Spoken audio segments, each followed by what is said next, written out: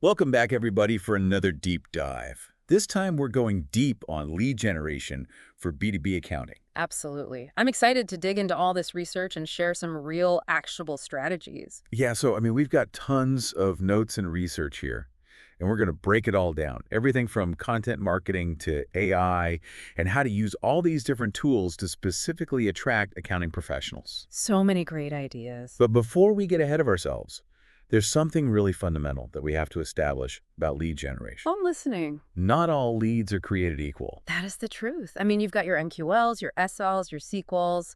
Knowing the difference between those is huge. It can really change the game. Exactly. So before we even talk tactics, maybe we should just define some terms for our listeners.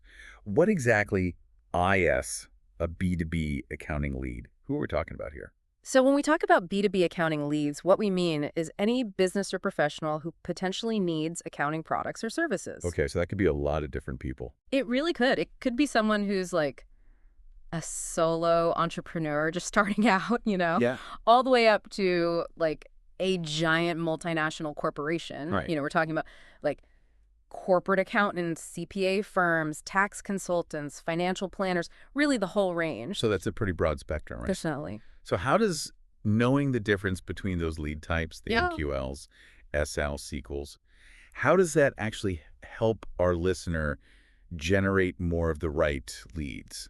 So it's all about being efficient, right? Like you wouldn't treat a random website visitor the same way that you would treat like a CFO who's asking you for a proposal. Makes sense. Knowing where a lead falls in that buyer's journey, that's like the key to having really efficient marketing and sales. Okay, so can you break down what each of those lead types actually mean? Okay, so think of it like a funnel. You're trying to, Yeah.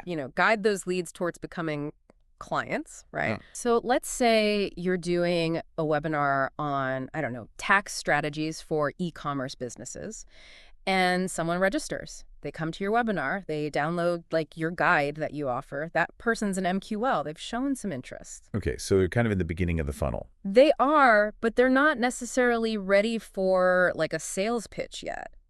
Now, if that same person decides to schedule a call to talk to you about your services, then they've moved down the funnel, right? Now they're in a sale. Oh, okay, so they're more engaged at that point. Yeah, they're sales qualified, they're like ready to talk about sales. And then finally, when they're at the point where they're evaluating proposals and they're ready to, maybe sign on the dotted line, that's when they become a sequel. Got it. So recognizing where someone is in that process is super helpful because it lets you tailor your approach. Exactly. It's all about like working smarter, not harder. Makes sense. So speaking of working smarter, let's talk about content marketing. Oh, yeah. I see that highlighted a lot in the research. It seems like everyone's saying content is king, but what does that even look like for an accounting firm? I mean, we're not exactly selling the latest fashion trends here. Well, it's not about being flashy, right? It's about being an expert. It's about building trust. Okay, so what kind of content specifically? Think blog posts maybe on like the new tax law changes, or you could do like an ebook on financial planning for startups, Okay, webinars maybe on choosing accounting software. I see. It's all about giving people the information they need, right? So that they see you as a leader in the industry. Gotcha. So it's less about just blatant self-promotion and more about providing genuine value that makes potential clients think, hey, these guys know what they're doing. Yeah, exactly. It's like you're giving them a free sample, right? You're letting them see how good your work is before they even hire you. So when you pair that valuable content with a strong SEO strategy, you're essentially making it easier for those people who are already looking for accounting services to find you. Exactly. You're casting a net out there. Okay, so let's talk about SEO. I feel like a lot of people hear those three letters and just their eyes glaze over. It can sound kind of intimidating. Can you break it down in a way that's super simple? So that even somebody who barely knows the difference between a spreadsheet and a balance sheet can understand it? You want me to make it simple? As simple as possible. All right. Think of SEO as like the art of making your website show up when someone searches for something. Okay, so when they're on Google. Yeah. So let's say someone goes to Google and they type in like accounting services or tax preparation in their city. SEO is what makes your website show up in those search results. So it's like speaking Google's language. Exactly. It's about figuring out what words people are using to search for what you offer. Okay, so if I'm an accounting firm in, let's say, Miami, I want to make sure that I pop up when someone searches best accounting firm Miami. Exactly. You want to be right where your ideal clients are looking, right? And that means optimizing your Google My Business profile, getting links from other websites, and all that good stuff. So don't underestimate the power of local SEO. I guess most people are searching for services within their own city or their region. Most people do, yeah. And, while we're talking about reaching the right people, we have to talk about LinkedIn, right? Yeah. Because I see it over and over in all the research. Oh, yeah. LinkedIn is key for B2B. And it's especially true in a field like accounting. But it's not just about setting up your profile and then calling it a day, right? Oh, no. What do people need to actually be doing on LinkedIn to make it work for them? LinkedIn is all about strategic networking, right? Okay. It's about connecting with those decision makers, like the CFOs, the controllers, the finance directors. It's like a virtual networking event, right? Yeah. But you don't have to worry about spilling coffee on your suit. That's a good thing. Yeah. You need to be joining relevant groups, sharing interesting articles, commenting on industry discussions. Okay, so it's not about just like blasting your sales pitch. It's about actually engaging and building relationships. Exactly. You want to become a familiar face, a trusted voice. Yeah. Become that go-to expert that people come to for advice. All right. And now, email marketing. It seems like email sometimes gets a bad rap. People think it's like old-fashioned. Yeah. But the research suggests it's still a really important tool. What's the key to making email work in today's world? So with email, it's all about making sure that you're targeting the right people, right? And you're giving them something valuable. We call those lead magnets. Oh, yeah. What kind of lead magnets work for accounting firms? Think like free demos, guides to new tax laws, checklists for avoiding common accounting mistakes. It has to be something irresistible, Right, like something people actually want. Yeah. And then once you've got their email, that's when you start nurturing that relationship. And keep them engaged? Yeah, with personalized content. And don't forget about automation. You can set up these email sequences that will send the right message at the right time. So it's like having a virtual assistant working for you 24/7 to keep those prospects warm. Exactly. Always working in the background. Speaking of moving things along, what about paid advertising? A lot of people hear that and they think, that's expensive, but it doesn't have to be, right? No, paid advertising, it's really about getting visibility, right? You're paying to get your message in front of the right people. So how can our listener use that for lead generation, specifically for an accounting firm?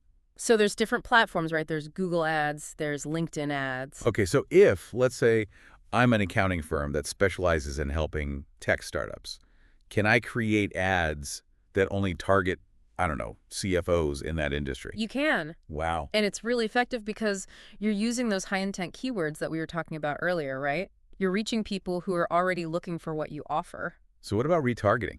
Isn't that a little creepy?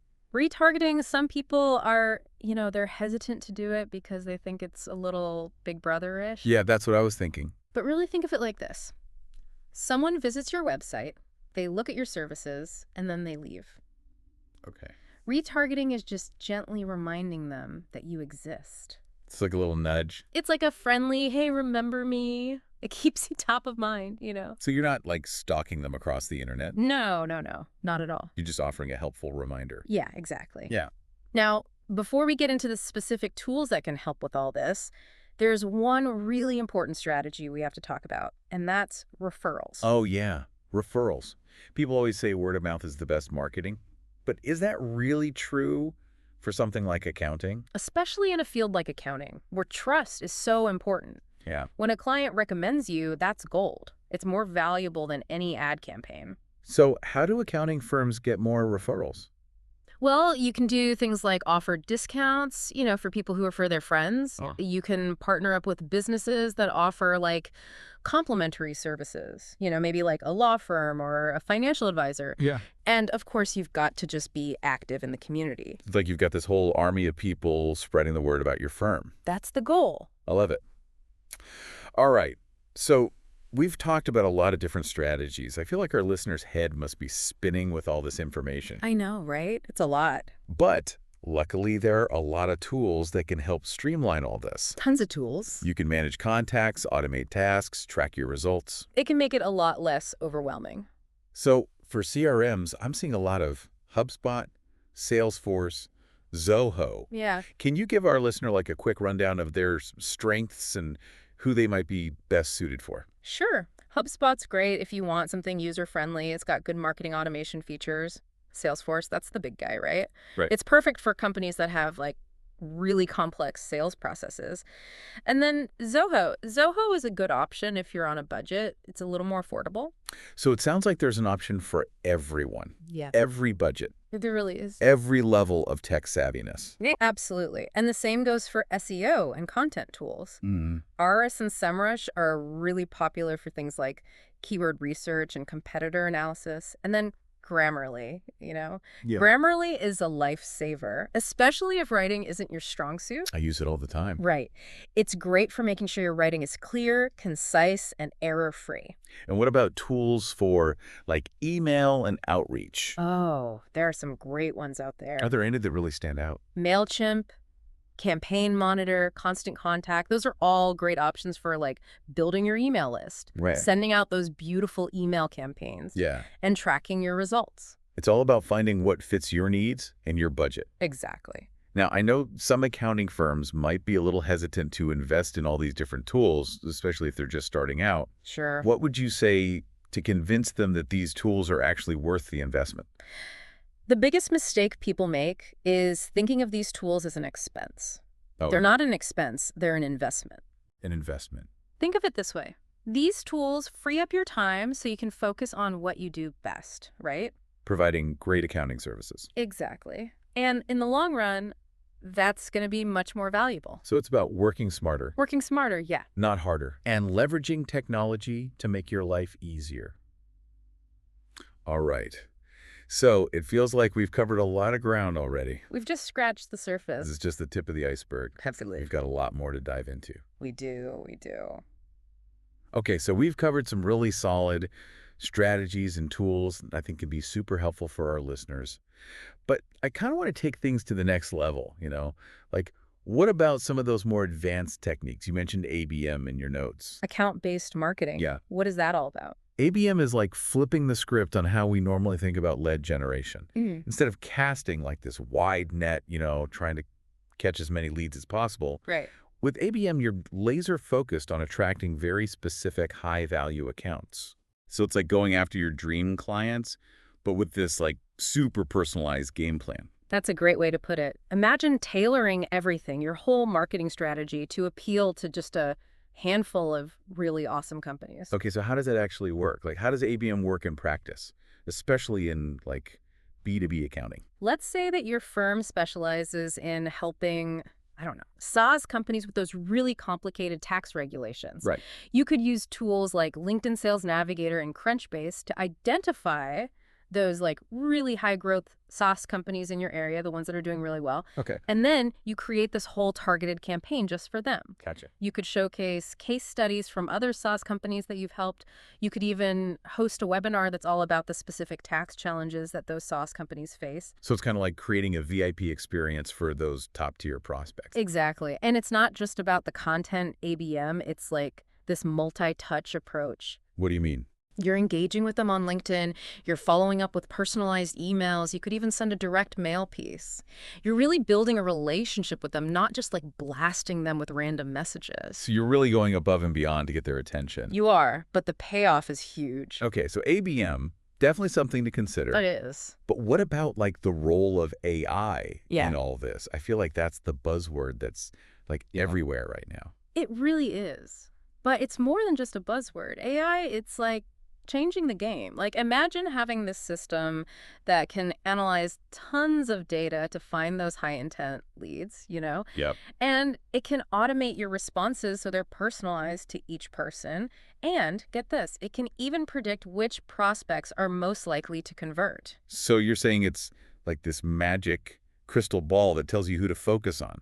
Well, not magic, but pretty close. Okay, so how do I get one of these AI systems? Well, there are a lot of different AI tools out there, and they each kind of have their own specialty. There's ChatGPT, which can help you create content and automate your emails. Okay. There's Clearbit, which can give you all sorts of information about your prospects, like what industry they're in, how big their company is, and that really helps you personalize your outreach. Okay.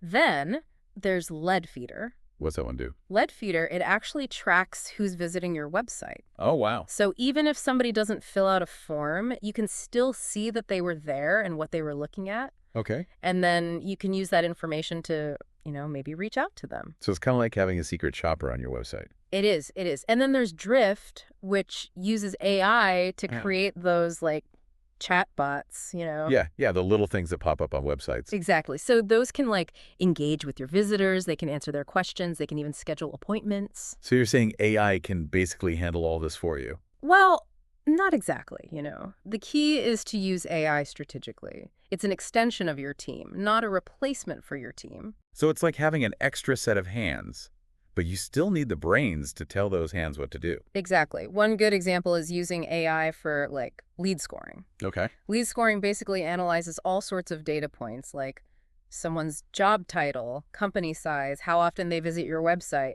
and it uses that information to predict how likely that person is to become a client. So then you can prioritize those leads, the ones that are most likely to convert. Right. No more wasting time chasing those dead-end leads.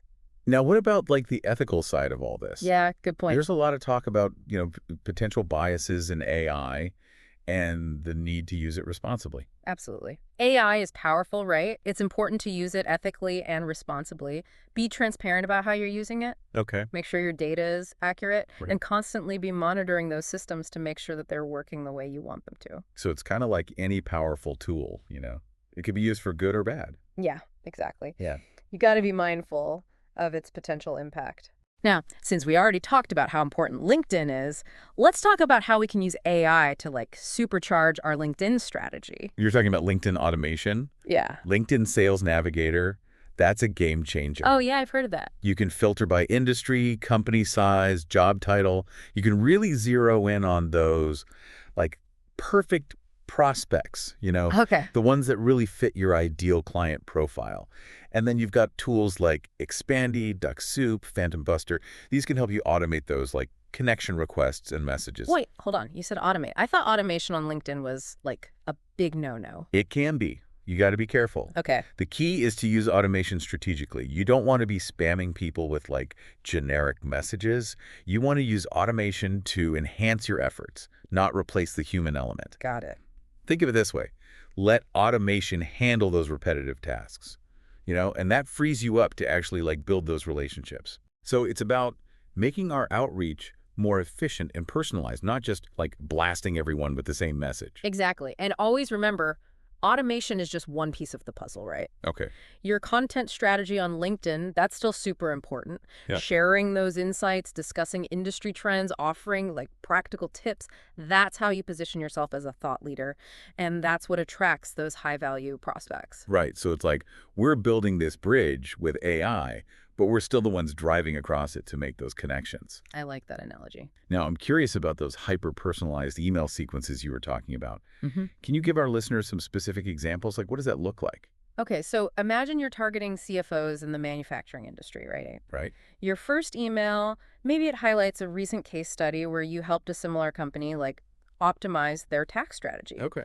And save, a ton of money. You're grabbing their attention with something relevant to them. Right. So you're not just sending them a generic sales pitch. No. The second email could delve deeper into a specific challenge that a lot of those manufacturing CFOs face, maybe something like supply chain disruptions or rising material costs.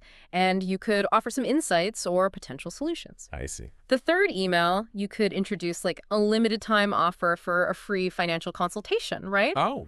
And then finally, you might send a last chance email that reminds them of the value you offer and creates a sense of urgency. So it's this carefully choreographed dance where each email is guiding them a little bit closer to becoming a client. I like that, a choreographed dance. It is. And personalization is key. You can use data to your advantage, So? Tools like Clearbit. Clearbit can tell you so much about your prospects, which lets you really tailor your messages to their needs. It's like you're reading their minds, but in a good way. Exactly. Yeah. Now, let's circle back to lead magnets for a moment. What kind of fresh ideas do we have for accounting firms? Yeah. What else can we offer besides ebooks and webinars? Think about the things that keep your ideal clients up at night. What are their biggest pain points?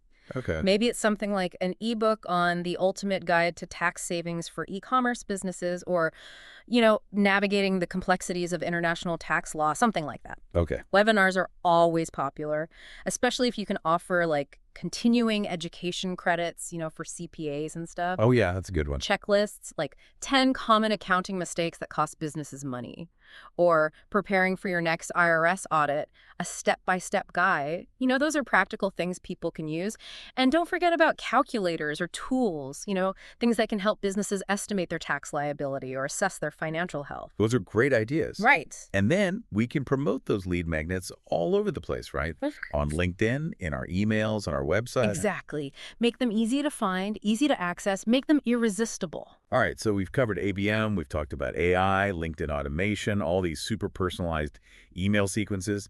I feel like this whole new world of lead generation is opening up for our listeners. It really is. And you know what? I've got one final point I want to leave everyone with, and it's like the most important thing of all. All right, I'm intrigued.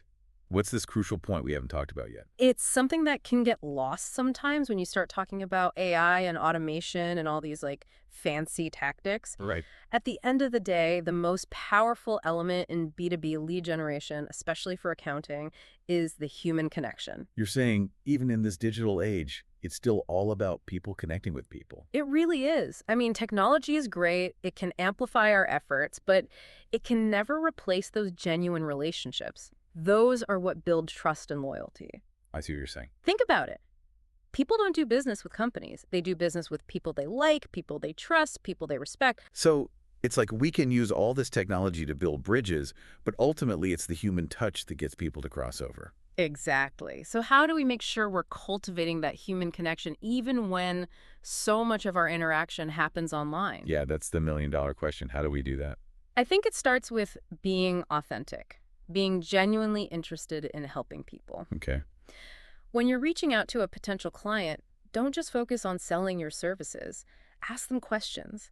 Listen to their challenges, really listen, and then offer solutions that actually align with their needs. So it's less about like a transactional mindset and more about building a relationship. Exactly, and that can make all the difference. Think of it this way. Instead of seeing these potential clients as just leads to capture, see them as individuals you can help succeed. That's a great way to look at it. So if we were to kind of sum up all the amazing things that we've talked about today, what are some of the key takeaways for our listeners? So number one, remember that B2B lead generation, especially for accounting, it's not about finding like this one magic bullet. It's about building a system. Right. A system that works for you and your ideal client. So it's finding the right mix of strategy, technology, and that human touch. That's it. You want to attract those leads with valuable content and, targeted outreach. Nurture them with personalized communication and, we talked about some automation.